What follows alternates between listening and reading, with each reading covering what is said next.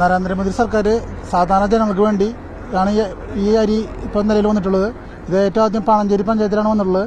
അപ്പോൾ സാധാരണക്കാർക്ക് ഗുണം കിട്ടുന്ന രീതിയിലാണ് അദ്ദേഹം ഇത് ചെയ്തിട്ടുള്ളത്. ഇനിയും എല്ലാ സാധനങ്ങളും ഉടനെ തന്നെ നിരത്തുകളിൽ വരുന്നതാണ്. ഇത് 1 കിലോ അരിക്ക് ഇപ്പോൾ 29 രൂപയാണ് ചാർജ് ഉള്ളത്. അതുമാതിരി പരിപ്പിന് 60 രൂപ. ഇപ്പം നിലവിൽ അതാണ് വന്നിട്ടുള്ളത്. ഇതിന് പിന്നാലെ എല്ലാ ഭക്ഷ്യവസ്തുക്കളും എത്തുന്നതാണ്. പരമാവധി സപ്ലൈക്കാരും താഴ്ത്തിയാണ് കൊടുക്കുന്നത്. ഒന്നും വേണ്ട, സാധാരണ എല്ലാ ജനങ്ങൾക്കും വീടുകളിലേക്കും എത്തിക്കുന്നതാണ്. ഏതെങ്കിലും വീടുകളുടെ പടികളിലേക്ക് എത്തുന്നുണ്ട്. അതുമാതിരി നമുക്ക് ഏതെല്ലാം വലിയ വലിയ മൂലകളിലുണ്ടെങ്കിൽ അവിടേക്ക് എത്തിക്കുന്നതാണ്. പൂവഞ്ചിറ 10 കിലോ.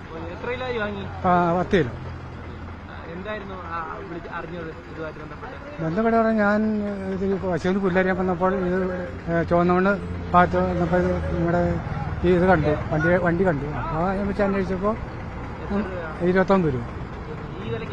ഇല്ല, കിട്ടില്ല. അതുകൊണ്ടാണ് ഇപ്പോൾ 10 കിലോ വാങ്ങിയത്. വളരെ ഗുണമാണ്.